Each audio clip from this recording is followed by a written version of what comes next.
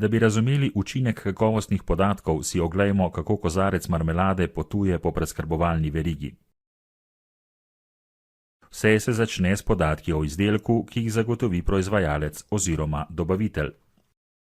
Identifikacijski ključi GS1, kot sta GLN, globalna lokacijska številka, in GTIN, globalna trgovinska številka izdelka, sta osnovnega pomena za kakovost podatkov.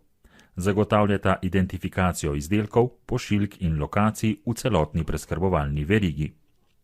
Prav tako omogočata, da izdelek lahko naročimo, mu sledimo in zanj izdamo račun. Da bi zagotovili dobro kakovost podatkov za vsak poslovni proces, morajo biti vsi podatki o izdelkih in pakiranjih popolni in točni.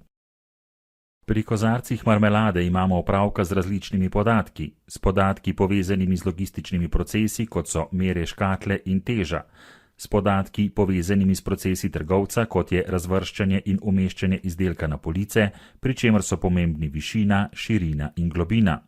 In s podatki povezanimi z vsebino izdelka, kot so denimo podatki o hranilnih vrednostih in alergenih, katere moramo zagotoviti tako zaradi številnih uredb EU in ostalih vladnih regulatorjev, kot tudi zato, da zadostimo potrebam končnih potrošnikov.